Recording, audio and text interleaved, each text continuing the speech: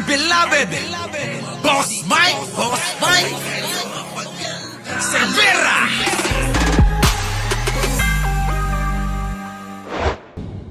Yon, eto na mga kababayan, ang rest back ni Attorney Claire Castro. Hindi weak leader, si PBBM, eka. Matindi, mga kababayan. Sana, no, si Attorney Claire na lang ang, kung matutuluyan pong umalis si Secretary J. Ruiz, mga kababayan, aba, pwede na ho, si Attorney Claire, ano, payag po ba kayo, mga kababayan? Kung tuluyan ho, na umalis sa pwesto si Secretary J. Ruiz, mga kababayan, sa PCOO. Aba, mga kababayan, pwede po ba? Payag po ba kayo? Si Attorney Claire na lang ang pumalit, mga kababayan. Sa mga payag, mga kababayan, paki-press 1 naman, ano? Press 1 po, mga kababayan, sa payag na pumalit itong si Attorney Claire Castro bilang secretary na. Oo, hindi na ho Yusek, secretary na, mga kababayan. Press 1. Pagiging mahinahon, ang pagiging statesman. Ayan, mga kababayan, ang rest back. Oo, makinig ho kayong maigi, mga kababayan. Dito sa Palaban, walang inuurungan, at inyong maalala si Aling Miriam sa katauhan ni Attorney Claire Castro. Oo, Yusek ng PCOO. Eto na, at tagapagsalita ho, mga kababayan, ng Malacanang. Oo. Attorney Claire, oo. Pasok! Ang pagiging mahinahon, ang pagiging statesman, hindi yan sign ng pagiging weak. No. Huwag tayong masanay sa isang leader na puro mura. Oo. Huwag tayong masanay sa leader na may kasamang assassin. Correct. Diba? Na ang gusto bloodbath. Hindi ganun yung Pangulo. Ibahin natin ang Pangulong Marcos. Statesman to eh. Umaga, may breeding to. Pero marunong magtrabaho. So hindi siya sign of weakness. So yun lang yung gusto nilang paratingin kasi yun yung gusto nilang gawin at ipakita sa mga taong maaari nila mapaniwala. So don't believe in that words na weak leader ang Pangulo. Correct. Ayan, mga kababayan, Isa pa, Attorney Claire, para marinig nila ng bombo ang sana maging bagong press secretary kung sakali lang, okay naman si Secretary J. Ruiz. Eto na, pasok. Ang pagiging mahinahon, ang pagiging statesman, hindi yan sign ng pagiging weak. Huwag tayong masanay sa isang leader na puro mura. Huwag tayong masanay sa leader na may kasamang assassin. Correct. Diba? Na ang gusto bloodbath. Hindi ganun yung Pangulo. Ibahin natin ang Pangulong Marcos. Statesman to eh. Umaga, may breeding to. Pero marunong magtrabaho. So hindi siya sign of weakness. So yun lang yung gusto nilang paratingin kasi yun yung gusto nilang gawin at ipakita sa mga taong maaari nila mapaniwala. So don't believe in that words na weak leader ang Pangulo.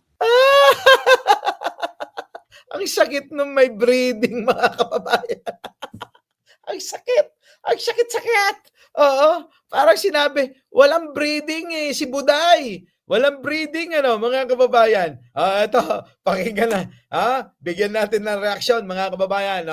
Walang breeding kasi. Ang gusto, patayan dito, patayan doon. Yung mga salita ng bloodbath, gano'n, parang akala mo talaga, kayang-kaya ni Aling Buday, mga kababayan. Pakinggan ninyo.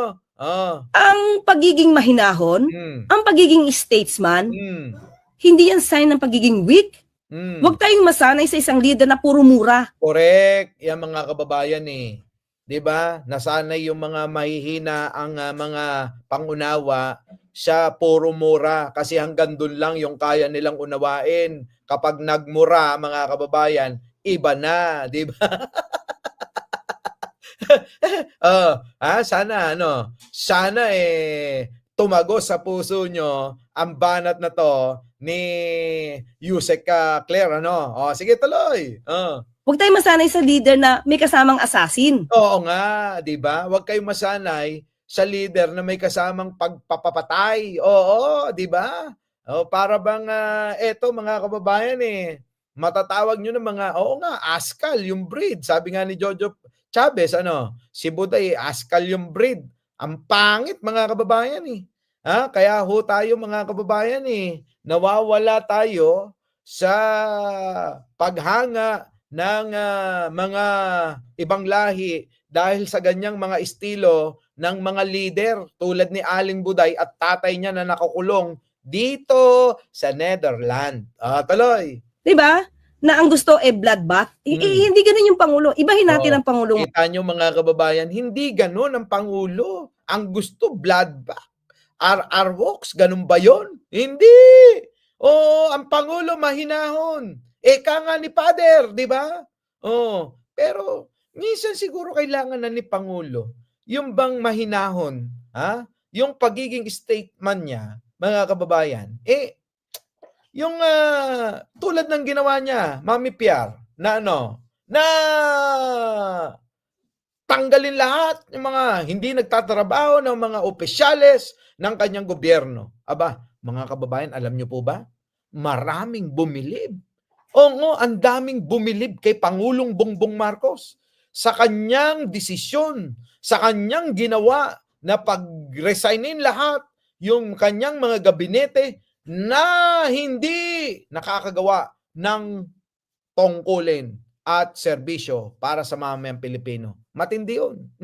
Marcos. Statesman to eh. Mm. Umaga, may breeding to. Statesman si Pangulo, totoo naman niya, makikita nyo, magkaiba po yung asal kalye, kanto sa isang tao na may breeding na hindi patola sa mga kahit na anong pambabatikos at pangwawalang at pangbabalahura netong mga walang ya na kampo ni Duterte. Di po ba? Tuloy. Pero marunong magtrabaho. Yun. Marunong magtrabaho. Kita nyo naman, mga kababayan. Samot-sari. Napakaraming mga proyekto ang natatapos. Kita nyo mga kababayan ko? Napakarami na mga natatapos. Tuloy. So, hindi siya sign of weakness. So, yun lang yung gusto nilang paratingin. Kasi hindi yun ang sinyalis na mahina si Pangulo. Yun lang yung kanilang gustong paratingin. Para nga naman yung mga tao na mahina ang pangunawa, abay, yun po yung unawain nila. Na ipaniwala sa mga mahina pangunawa ng mga Pilipino na mahina talaga si Pangulong Bongbong Marcos. Para nga naman magalit ang taong bayan. Magalit itong mga mahihina na ito. Ano po, mga kababayan? Tuloy. Yung gusto nilang gawin at ipakita sa mga taong maaari nila mapaniwala. Yes. So don't believe in that words na weak leader ang Pangulo. Wag kayong maniniwala mga kababayan. Wag na wag kayo. Sabi nga ni Alicia Duran galing talaga bumenga ni Yusek Ler. Sabi ko sa inyo. Mahina ang IQ ng mga DDS. Sabi nga ni Arnold. Sabi ni Joey Tolentino, gawa ng Daily Tribune at Bilyonaryo. Extend PBBM. Di po ba? Mga kababayan, kaya lang Raimundo, pagod na si Pangulo. Siguro maghanap na tayo sa 2028 din ng pwedeng ipalit niya at kung sino yung i-endorso niya. Iron Lace. Charlie Whiskey. Nagmukhang unstable ang executive branch. Hindi naman.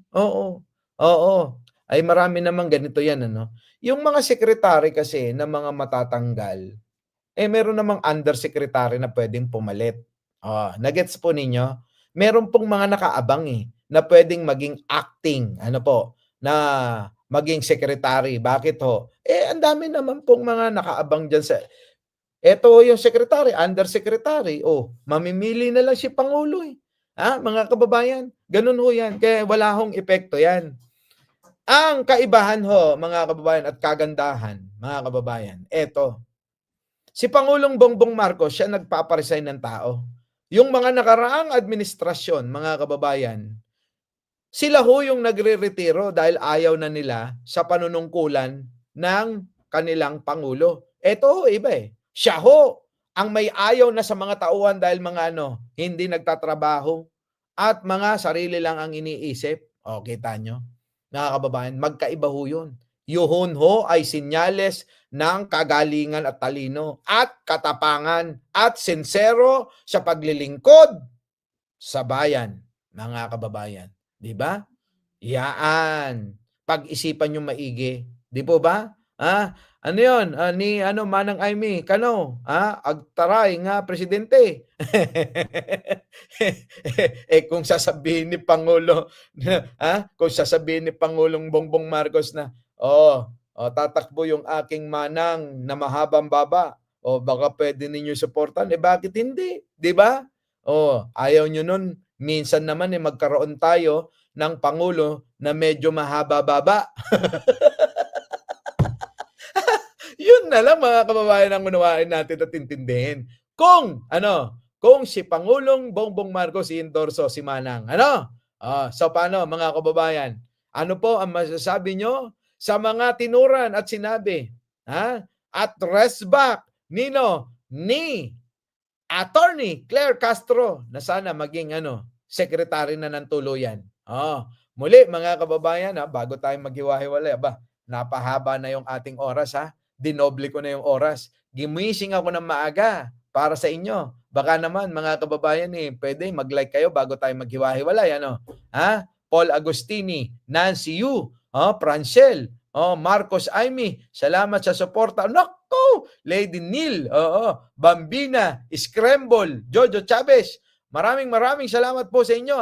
Winnie Artos, ipasok na si Abalos. At 1 taon pa yun kailangan, di ba?